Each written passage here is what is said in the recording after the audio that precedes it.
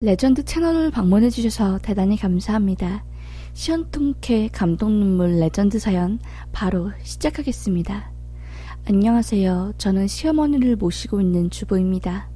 너무나 차마 말로 표현 못할 일이 저에게 생겨서 이렇게 사연을 작성하게 되었습니다. 제가 고등학교 2학년 때 어머니를 여의었어요. 어머니는 제가 어렸을 때부터 몸이 안 좋으셨고 투병 생활을 하셨거든요. 얼마 못 산다는 의사의 말과는 달리 어머니는 7년이라는 세월을 저와 함께 더 사셨고 그렇게 고등학교 2학년 때 하늘나라로 영영이 떠났습니다. 그래서 그런지 항상 엄마의 손길이 그리웠어요. 그래도 엄마가 없다는 현실을 직시하고 정신 똑바로 차리며 살아갔습니다. 대학을 나와 아이들을 가르치는 일을 하며 사랑하는 남자를 만나게 되었고 그렇게 그 남자와 열애 끝 결혼까지 하게 되었네요. 저희 시어머니, 우리 시어머니는 제가 엄마를 어린 나이에 여의었다는 사실을 듣고 정말 친엄마처럼 저를 잘 챙겨주셨습니다. 남편에게 항상 아내에게 잘하라고 기념일 같은 게 있으면 어머니가 먼저 남편에게 전화해 꼭 기념일 챙겨주고 정원이 좋아하는 음식이랑 선물 사줘야 한다고 여자는 이런 기념일 그냥 넘기면 섭섭해한다고 하며 무뚝뚝한 신랑이 저에게 잘할 수 있도록 많이 챙겨주셨어요. 이뿐일까요? 제가 엄마를 일찍 여인 것 때문인지는 몰라도 아이를 정말 가지고 싶어 했습니다. 하지만 왜 아이를 가지고 싶은 사람에게는 아이가 안 들어서는 건지 정말 수없이 노력해도 아이가 안 생기더라고요. 결국 몸이 망가지면서까지 시험관을 했고 마지막 시도 때 아이를 가지게 되었습니다. 시어머니도 정말 뛸 듯이 기뻐하셨어요. 제가 얼마나 아이를 가지고 싶어 했고 몸이 망가지면서까지 아가를 원했는지 아시기 때문이지요. 그런데 아이가 4개월 만에 뱃속에서 잘못되어 하늘나라로 떠나게 되었습니다. 저는 너무 큰 정신적 충격으로 인해 집에서 한 발자국도 나가지 못하고 계속 울기만 했어요. 그냥 세상이 너무 싫어지고 원망스러웠습니다. 하루하루가 고통이고 살고 싶지 않았지요. 눈 뜨는 게 고통이고 그냥 잠만 잤습니다. 모든 사람의 연락을 끊고 남편도 보기 싫어질 정도로 제가 상황이 악화되자 저를 걱정한 시어머니께서 매일같이 저를 챙겨주셨어요. 제가 밥을 안 먹어서 한 달 동안 15kg가 빠져서 볼이 쏙 들어간 상태였거든요. 저를 본 시어머니는 울면서 제발 밥 좀 먹으라고 내가 널 딸처럼 생각했는데 이런 모습을 보니 마음이 찢어진다고 하셨고 그 다음날부터 저와 남편의 허락을 받고 아침마다 온갖 진수성찬 반찬들을 만들어 저희 집에 두고 가셨어요. 시어머니 덕분에 밥을 조금씩 먹게 되어 기운도 나게 되고 어느 정도 침대 생활에서 벗어날 수 있게 되었거든요. 시어머니는 네 마음 충분히 안다. 알다마다. 그래도 산 사람은 살아야지 않겠느냐. 세상에서 너 자신보다 귀한 사람은 없다. 너는 잘못한 게 하나도 없고 단지 하늘에서 내려준 천사가 나중에 다시 와야겠다 하고 먼저 떠난 것뿐이다 라고 하며 절 꼭 안아주셨어요. 집에만 있어서 피폐해진 저를 바깥 세상으로 꺼내준 사람은 남편도 아닌 우리 시어머니였습니다. 제가 정신과나 심리상담센터에 가는 걸 굉장히 부끄러워하고 자신 없어 하자 시어머니가 제 손을 꼭 잡고 친정엄마처럼 챙겨주며 같이 가주셔서 치료를 받았고요. 그 덕인지 저는 다시 건강한 상태로 조금씩 돌아왔습니다. 그래도 갑자기 이유 없이 왈칵 눈물이 나오고 그냥 다 포기하고 싶고 남편도 짜증나고 그럴 때면 어머니에게 전화해서 어머니 저 못 살겠어요. 세상이 너무 힘들어요. 엄마도 보고 싶고 우리 아가도 보고 싶고 그냥 너무너무 힘들어요. 왜 이렇게 세상이 힘든 거예요? 저 버틸 만큼 많이 버틴 것 같은데 어머니 저 좀 살려주세요 하고 펑펑 울며 감정을 토로했어요.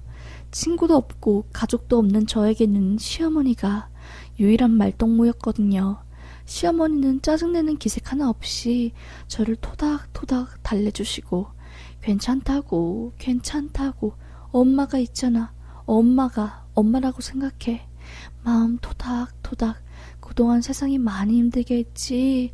아이도 뜻대로 안 되고 그럴 때도 있는 거야. 세상 일이 다 그런 거야. 괜찮아, 괜찮아 아가. 힘들 때면 좀 쉬었다 가자. 알겠지? 천천히 걸어가자. 조급해하지 말고 마음 편하게 살자 아가. 라고 말씀해 주시며 제 마음을 어루만져 주셨습니다. 그렇게 저는 마음을 비우고 1년 정도 일을 하지 않으며 저 자신을 돌보는 데에만 집중했어요. 참 저도 못된 며느리인 게 그렇게 어머니 앞에서 아픈 모습을 보였으니 얼마나 시어머니께서도 힘드셨겠어요. 지금 생각하면 눈물이 왈칵 나와요.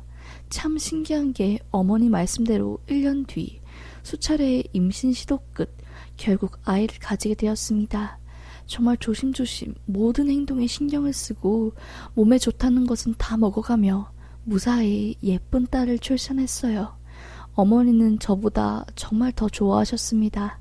남편이 급하게 해외 거래처로 나가게 되어 저를 케어해주지 못하게 되자 오로까지 어머니가 받아주셨습니다. 그냥 정말 친어머니와 딸 같은 존재였어요. 처음에는 몰랐던 사실인데 원래 시어머니께서 따님이 계셨다고 해요. 이건 연애 시절에도 남편이 이야기를 안 해준 사실이어서 몰랐거든요. 따님이 6살 때 사고로 하늘나라에 가게 되고 그렇게 수년간을 가슴앓이를 하다가 지금 남편을 낳으신 거라고 합니다. 그때도 저처럼 힘들어하셔서 제 마음을 더 잘 이해할 수 있었다고 하네요. 그렇게 저는 아이를 낳고 하루하루 힘들고 고되지만 벅차고 행복한 나날들을 보내고 있었습니다. 아이가 4살 정도 되었을 때 갑자기 저희 시어머니께서 뇌졸중에 걸려 쓰러지게 되시고 급하게 병원에서 수술을 받으셨어요. 다행히 수술이 잘 되었고 회복이 잘 되었는 줄 알았는데 어머님이 갑자기 저를 못 알아보다가 알아보시고 남편 이름을 까먹고 제 딸을 보고 누구냐고 묻고 이런 이상한 일들이 몇 번 발생하는 겁니다.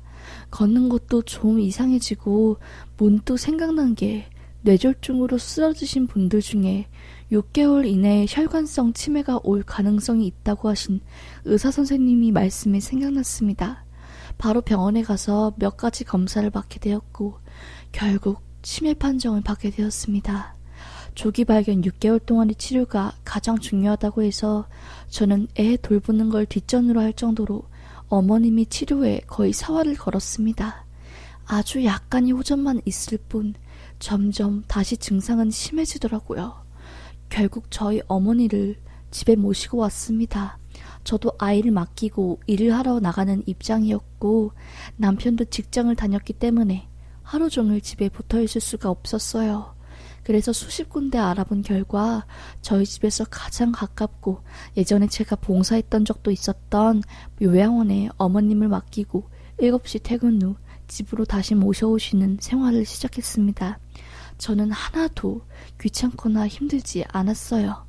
그냥 어머니가 제가 힘들 때 옆에서 지켜준 것처럼 이것도 제가 마땅히 해야 할 도리라고 생각했습니다.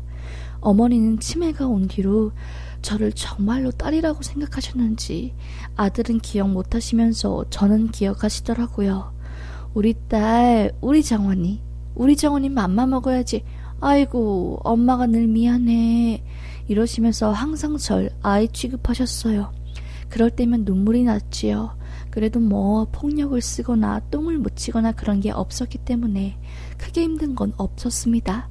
다만 작은 방을 어머님 방으로 내어드렸는데 그곳에는 절대 못 들어가게 하고 청소라도 하려고 하면 정말 크게 소리를 지르며 앙앙 울고 난리를 치시길래 몇 년을 한 번도 못 들어갔어요. 워낙 어머님이 치매에 걸리셔도 본인 방과 본인 몸은 깨끗하게 정리하셨기에 그냥 그 방을 어머니가 관리하시게끔 내버려 뒀습니다. 아이가 초등학교 들어갈 때까지 이 생활을 계속했어요. 그러다 저희 어머니가 계단에서 굴러 떨어져 머리가 아주 크게 다치는 사건이 발생했습니다. 구급차가 오고 바로 수술에 들어가셨어요. 몇 차례 대수술을 받은 적이 있었고 나이도 나이인지라 몸이 많이 쇠약해져 있는 상태라 너무 걱정이 되었어요. 의사 선생님도 마음의 준비를 해야 할 수 있다고 하셨고요. 다행히 어머니가 무사히 수술을 받은 뒤 마취에서 깨어났습니다. 마취에서 깨어나자 제 이름을 부르며 저를 애타게 찾으시더라고요. 본인 침대 및 녹색깔 함을 꼭 보라고 하시더라고요. 알겠다고 일단 말씀하시면 힘드시니까 말씀하지 마시고 쉬라고 했습니다. 남편이 어머니 곁을 지키고 있었을 때 저는 집에 가서 몇 년 만에 어머니 방을 들어가게 되었어요. 그래도 가끔 중간중간 들어가서 바닥이랑 휴지통을 비우긴 했지만 나머지 물건은 손도 안 댔지요. 어머님이 말씀하신 녹색깔 함이 정말 바닥 맨 끝 안쪽에 있었고 저는 함을 열어보았어요. 깜짝 놀랐습니다. 거기에는 휴지를 둘둘 만 것 수십 개와 그 안쪽에는 5만원, 만원, 1,000원, 5,000원짜리 정말 수천 개가 있었습니다. 묶음별로 돌돌 말아서 노란 고무줄로 돈다발로 묶어놓으셨고 삐뚤빼뚤한 글씨가 적힌 수첩도 있었어요. 그 수첩 내용을 보자마자 전 눈물을 멈출 수 없었습니다. 뇌졸중 수술 이후 어머니는 본인 기억력에 문제가 있다는 사실을 인지하고 그때부터 일기를 쓰셨나봐요. 기록을 남기셨던 것이었죠. 나중에 본인이 이 세상을 떠나게 된다면 우리 며느리한테 내가 친정엄마한테 물려받았던 가락반지랑 애들 돌반지 그리고 내 귀중품들을 다 물려주고 싶다고, 자꾸 며느리이지만 마음이 쓰이고 웃는 모습이 내 딸 같아서 자꾸 하늘에 먼저 올라간 딸 생각이 난다고 그렇게 적혀 있었습니다. 어머님이 치매 증상이 심해질수록 수첩에 적힌 단어들은 점점 적어졌고 내 보물에게 줄 것, 내 보물, 내 목숨 이런 단어들만 적혀 있었어요. 그걸 보고 얼마나 눈물이 나던지. 어머니가 치매에 걸리신 이후로는 주머니에 휴지를 돌돌 만 걸 한가득 넣어두셨거든요. 휴지 덩어리를 정말 금처럼 아끼시고 그랬는데 그걸 귀하다고 생각하고 그것도 그 함에 넣어두고 제가 아침마다 요양원에 가시기 전에 10,000원, 50,000원, 1,000원, 5,000원 몇 장을 쥐어드리며 맛있는 거 먹고 싶으면 거기 선생님들한테 사달라고 하거나 사 드시라고 한 걸 한 푼도 안 쓰고 거긴 모아두셨던 거더라고요. 어머님한테 너무 죄송하고 잘해드린 게 없는 것 같아서 정말 가슴이 아팠습니다. 저는 다음날 바로 병원에 가 병실에 누워있는 어머님을 안고 부둥켜 울었네요. 왜 이렇게 나한테 잘해주냐고. 나는 친딸도 아니고 며느리이고 내 평생 어머님한테 잘해준 것도 없는데 당신은 왜 주기만 하냐고. 왜 넘치도록 사랑만 주냐고. 당신 인생은 왜 사랑을 주기만 하는 거냐고 막 원망하듯이 그렇게 감정을 쏟아냈네요. 주기만 하면 나는 어떡하냐고 막 그러면서요. 어머님은 우리 딸, 내 아가 울지마 뚝 우리 아가 누가 괴롭혀 하며 제 눈물을 닦아주고 말 한마디 하시는 것도 힘들 만큼 몸 상태가 안 좋으셨는데 제가 우는 모습을 보니 마음이 많이 아프셨나봐요. 힘겹게 울지 말라고 엄마 어디 안 간다고 하시는 시어머니의 모습을 보니 더 마음이 아팠습니다. 마음의 준비를 해야 할 수도 있다는 의사의 말과는 달리 어머님은 다시 한번 기적을 보여주셨어요. 저의 간절한 마음이 통했는지 생각보다 수술 경과가 좋았고 회복 상태도 다른 노인들에 비해 빠르다고 하시더라고요. 얼마나 마음을 졸였는지 몰랐네요. 다만 면역력이 워낙 낮고 떨어지면서 부러진 뼈 때문에 오래 입원을 해야 한다고 하셔서 아직도 입원 중이십니다. 하지만 저는 시어머님이 살아있는 하루하루 자체에 너무 감사하고 살아있는 것 자체가 너무 저에게 축복입니다. 늦었지만 앞으로라도 시어머니에게 더 잘해드리고 받은 만큼 사랑을 주려고 합니다. 초록색 함으로 알게 된 생생한 저희 어머니의 사랑, 이젠 제가 돌려드려야죠. 제 사연을 읽어주셔서 감사합니다. 아직 어머님이 병원에 계시지만 다시 건강하게 집에 돌아오실 수 있다고 생각하고 있습니다. 모든 아프신 환자가 있는 가족분들 파이팅 하시고 저랑 같이 힘냅시다. 감사합니다.